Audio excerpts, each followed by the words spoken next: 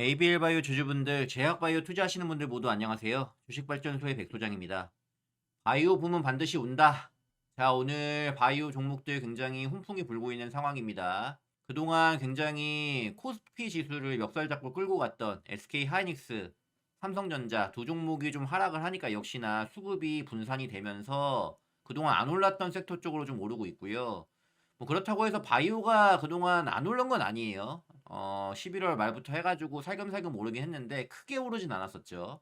근데 여전히 11월 들어서도 집중됐었던 반도체 두 종목, 결국 사실 코스피를 끌어올린 거는 여러 종목이 올린 게 아니거든요. 이 두 종목이 멱살 잡고 끌어올린 거기 때문에 오히려 이 기간에 상승 종목보다도 하락 종목이 많았다는 거 여러분들도 다 아실 거라고 봅니다. 그만큼 수급이 그냥 쏠려서 가고 있었던 상황이었고, 하지만 오늘 이제 삼성과 SK하이닉스 조정이 나오면서 오늘 코스피 대비해서 코스닥이 굉장히 상승력을 많이 보여주고 있어요. 자, 이 부분은 제가 계속적으로 얘기 드렸던 부분입니다. 그죠? 제 이전 방송들 보시면 알겠지만 코스피가 마냥 가진 않는다. 조정이 나오는 구간이 올 거고 지지부진 횡보하는 구간이 나올 거다. 그러면 그때 어떻게? 코스닥에서 상승이 나올 거다. 결국엔 그래서 코스닥은 900 넘어서서 1000까지는 웬만하면 무조건 갈 거고 1062 고점까지도 돌파하는 흐름 반드시 나온다. 결국에 코스피와 코스닥은 키 맞추기가 될 거다라는 얘기를 꾸준히 해드렸어요. 그리고 그 코스닥을 상승시켜줄 선봉에는 우리 바이오 섹터가 있다라고 얘기 드렸습니다.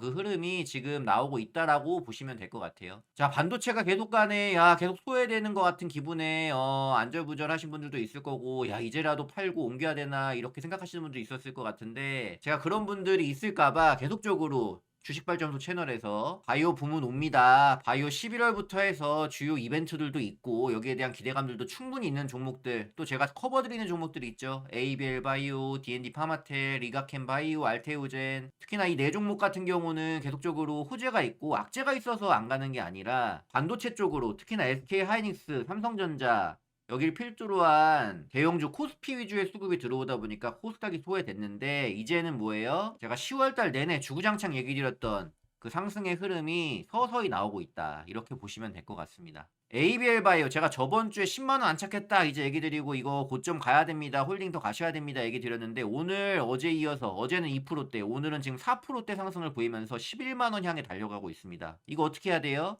홀딩 가셔야 된다. 홀딩 가셔야 된다.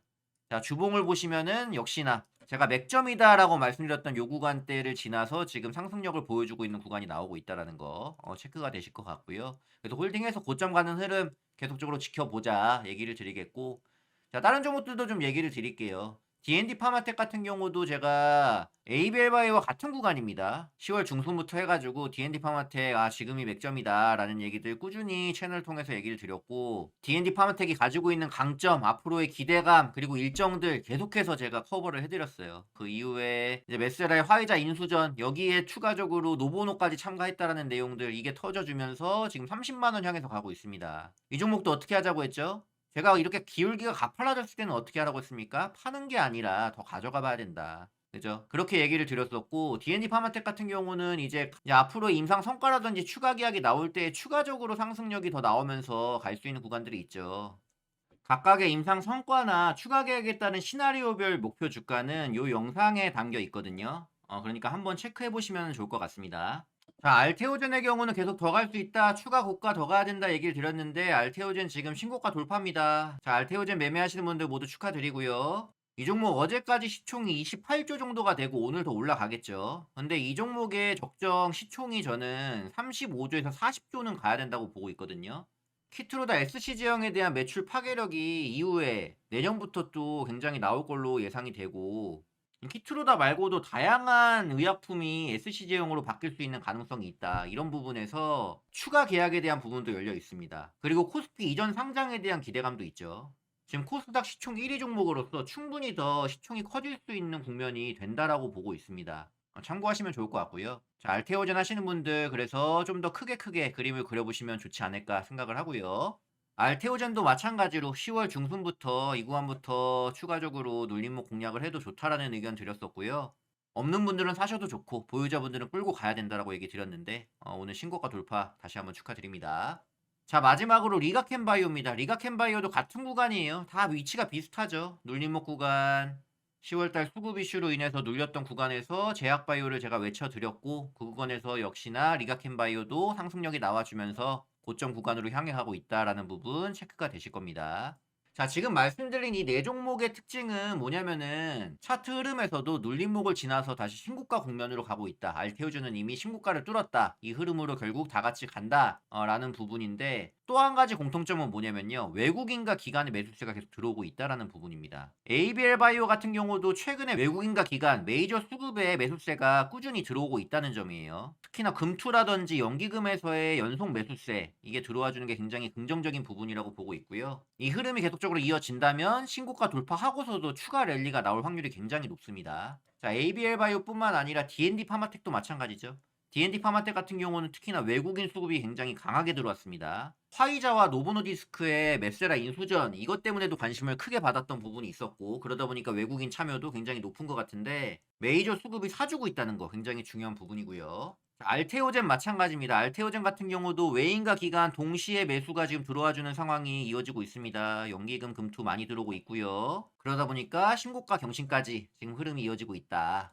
마지막으로 리가켄 바이오도 주춤한 구간 지나서 상승력이 나오고 있는데 외국인 매수세와 특히나 이 종목은 개인 매수세가 아직까지 세요. 그런데 리가캠도 이 고점권에서 더 추가적으로 가는 구간이 나올 때는 아마도 외국인과 기관의 매수세가 붙어줘야지 가줄 겁니다. 결과적으로 유동성 장세에서 이 지수를 끌어올려주는 건 여러분들 개인 투자자가 아니에요. 개인 물량이 아니고 외인, 기관, 이 메이저 수급이 도와줘야지 우상향을 할 수 있는 거거든요. 9월부터 10월까지 코스피가 들어올려주는 구간만 봤을 때에도 외인과 기관의 수급이 없었다면 올리지 못했습니다. 이 두 메이저 수급이 계속해서 순매수세를 보였기 때문에 코스피 지수가 계속적으로 상승할 수 있었던 거고요. 코스닥도 물론 올라가기는 했지만 코스피 대비해가지고는 지지부진하게 올라갔잖아요. 하지만 지금 코스피가 저조한 가운데 코스닥이 힘을 내고 있다는 부분. 여기서도 마찬가지로 어때요? 외국인과 기관이 결국엔 끌어올려준다. 앞으로 1000, 1100 이렇게 위로 올려줄 때도 결국에는 메이저 수급의 순매수가 있어야지 올릴 수 있는 부분이라는 거 명심하시면 좋을 것 같아요. 그렇기 때문에 우리 지금 이 네 종목들 ABL, 알테오젠, 리가캠, D&D 이 종목들도 이 수급 변화를 계속적으로 체크하시면서 유심히 보시라. 수급이 계속적으로 들어오고 있다라고 한다면은 계속적인 상승세가 이어질 수 있다로 보시고 홀딩을 하시는 게 굉장히 중요합니다. 결국엔 두 개를 다 봐야 되는 거죠, 여러분들. 차트 상승력이 나오고 있는지, 추세를 타면서 가는지의 차트 흐름을 체크하시면서 동시에 어떻게 해요? 외국인과 기관의 이 수급까지도 체크를 하시면서 가야 된다. 만약에 차트가 가다가 크게 꼬꾸라진다. 그러면은 뭐예요? 이 종목에 대한 악재가 있는지 없는지를 체크를 해봐야겠죠. 그리고 차트가 여전히 우상향 추세라고 하더라도 수급이 굉장하게 외국인 기관이 빼는 흐름이 나온다고 했을 땐 또 어떻습니까? 마찬가지로 종목에 악재가 있는지 어떤지를 체크를 해봐야 되는 겁니다. 제약바이오뿐만 아니라 지금 주도주 성격으로 가고 있는 추세를 타고 가고 있는 종목들은 다 여기에 해당이 되거든요. 수급과 차트 흐름 둘 중에 하나만 삐그덕거려도 내가 지금 보고 있는 종목에 악재가 있는지 없는지를 체크를 하셔야 됩니다. 제약바이오 섹터가 개인들이 접근하기에 쉬운 영역이 아닙니다. 특히나 개별주 성격이 강하기 때문에 그런데 제약바이오를 제대로 하려면요. 글로벌 제약바이오의 기술 트렌드도 읽어야 하고요. 각 개별 종목 데이터 성과 그리고 임상 일정 그리고 결과가 나왔을 때 글로벌에서 먹힐 수 있을 만한 수준인지 어떤지 또 전 세계 신약 후보 물질과 비교도 해봐야 되고 뭐 진짜 할 게 많거든요. 사실 개인 투자자가 혼자서 제약 바이오를 제대로 알고 매매하기는 그래서 굉장히 힘들다. 어려운 용어들도 많고 이해하려면 많은 시간 할애를 해야 되기 때문에. 저 같은 경우는 대학도 생명공학과를 나왔고요. 이 바이오 분야가 아주 낯설은 사람은 아니라서 그래도 여러분들께 좀 더 알기 쉽게 전해드릴 수 있다는 거 말씀드리겠고요. 앞으로도 커버드리는 종목들의 최신 소식들 전해드리면서 투자자 관점에서 이야기를 해드릴 테니까 아직 좋아요, 따봉 버튼, 구독 안 누르신 분들은 한 번씩 부탁드리겠습니다. 자, 말씀드리는 순간 ABL 바이오가 신고가 돌파를 했습니다. ABL 바이오도 축하드려요. 자, 제가 계속적으로 가장 강하게 밀고 있는 종목이 ABL 바이오인데, 이 종목 같은 경우도 고가 넘어서 추가적으로 더 갈 수 있는 부분 있다라고 얘기 드렸죠. 자, 아무튼 기대감 가지고 홀딩을 잘 해봐서 수익 잘 키워봤으면 좋겠고요. 자, 마지막으로 ABL 바이오부터 오늘 말씀드린 이 네 종목들이 가진 기대감에 대해서 다시 깔끔하게 정리해드리도록 하겠습니다. 먼저 ABL 바이오입니다. ABL 바이오는 현재 진행 중인 바이오 유럽에서 BBB 셔틀의 그랩바디 B와 사원BB 기반 이중항체 플랫폼인 그랩바디 T를 주제로 다양한 미팅을 가질 것으로 보이고요. 월드 ADC에서는 이중항체 ADC의 개발 전략을 발표하면서 ABL의 이중항체 ADC를 널리 알릴 기회를 갖게 되고 나아가서 미국 자회사인 네옥바이오에서 임상 1상 진입을 준비 중인 ABL 206과 209에 대한 기대감을 올릴 수 있는 계기가 될 것으로 보여집니다. 특히나 그랩바디 B가 모달리티를 항체에서 RNA로 확대한 이후에 많은 기업들과 협력 방안에 대해 논의를 해오고 있고, 현재 파이프라인 개발 현황을 공유받고 싶어 한다고 이상훈 ABL 대표가 직접 말한 부분에서 바이오 유럽에서 공동 개발이라든지 추가 기술 이전 등의 진전이 있을 것으로 기대되고 있습니다. 자, 이런 기대감들이 지금 주가에 나타나고 있는 거겠죠. 자, 두 번째는 D&D 파마텍입니다. D&D 파마텍 같은 경우는 경구용과 장기 지속형 주사, 비만 치료제를 기술 이전한 메세라의 화이자와 노보노디스크의 인수전도 주가에 영향을 주는 큰 이슈였지만, 그것보다 더 주목을 해봐야 되는 건 이번 주 행사 일정이라고 봅니다. 자, 11월 6일엔 세계 비만학회인 오비시티 위크에서 메세라의 기술 이전한 경구용 비만 치료제인 맷GG5 이 물질의 전임상 시험 결과를 최초로 공개할 예정인데요. 발표는 메세라 부사장이 제1저자로 진행을 하고, D&D 역시 현장 발표와 질의응답 세션에 공동 참여한다고 합니다. 11월 7일에는요, 미국 간학회에서 메시 치료제로 개발 중인 DD01 이상 탑라인 LBA 구두 발표를 합니다. DD01 임상의 주요 책임자이자 글로벌 메시 연구의 세계적 권위자인 마젠 누레딘 교수가 발표를 맡고요. 1차인 12주차 결과가 굉장히 성공적이었기 때문에 이날 발표될 12주에서 24주 투약 결과가 기대를 모으고 있습니다. D&D는 이 두 일정을 계기로 빅파마들과의 기술 이전 협의와 후속 임상 진전을 기대해 볼 수 있겠습니다. 자, 다음으로는 알테오젠인데요. 알테오젠은 알트비포 플랫폼 기반의 SC, 피하 주사 제형 포맷이 상업 무대로 올라섰죠. 그저 가능성이 아니라 실행 단계에 들어갔기 때문에 매출로 직결될 수 있는 게 가장 중요한 점이고요. 머크의 키트루다 SC 제형인 키트루다 QX가 미국에서 승인이 됐기 때문에 키트루다 라인이 공격적인 매출 확대로 이어질 수 있는 상황이고요. 여기서 매출이 좋으면 당연히 매출 로열티를 받는 알테오젠에게는 호재일 수밖에 없겠죠. 정맥주사 형태 판매가 대부분인 올해 3분기 머크의 키트루다 매출액이 약 11조 6천억 원으로 전년 동기 8% 증가했다고 보고되는데요. 키트루다는 2024년 연매출 42조를 기록을 했는데요. 글로벌에서 단일 매출 품목으로는 압도적 1위입니다. 투약 시간 단축으로 환자 편의성과 병원 효율성을 더 높여줄 키트루다 SC 제형이 풀린다면은 당연히 앞으로 채택률은 정맥주사 형태가 아니라 피하주사 형태로 역전될 수밖에 없다고 보기 때문에 알테오젠의 성장은 단순한 기대감 영역이 아니라 매출과 함께하는 폭발력으로 나올 것으로 판단을 하고 있습니다. 자, 또 하나의 소식은 아스트라제네카도 알테오젠 기술이 적용된 것으로 추정되는 릴베고스토믹의 SC 제형 임상 1상을 진행하고 있는 걸로 확인이 됐습니다. 릴베고스토믹은 담도암 1차 치료제로 개발 중인 임상 3상 진행 예정인 신약 후보고요. 이처럼 다양한 항암제나 바이오 의약품이 SC 제형으로 바뀔 수 있는 가능성이 열려있기 때문에 확장성이 매우 크다는 게 최대 강점이라고 봅니다. 이처럼 다양한 항암제나 바이오 의약품이 SC 제형으로 바뀔 수 있는 가능성이 열려있기 때문에 확장성이 매우 크다는 게 최대 강점이라고 봅니다. 알테오젠 역시 현재 바이오 유럽에 참가하고 있어서 다양한 미팅을 통해서 추가 딜 기대감이 있는 상황이고요. 자, 마지막으로 리가캠바이오는요, 앞서 에즈모 2025에서 대표 파이프라인들의 긍정적인 임상 결과 업데이트가 있었고요.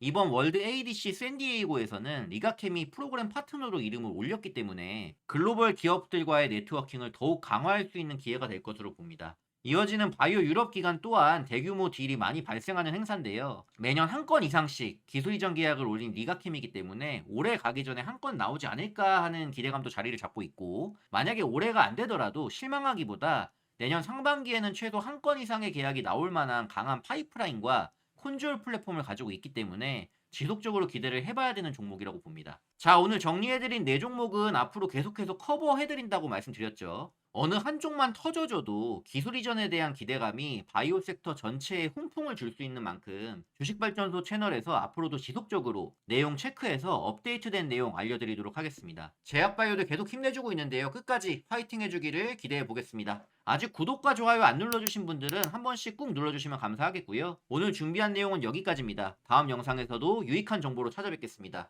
끝까지 들어주셔서 감사드리고요. 모두 수고 많으셨습니다.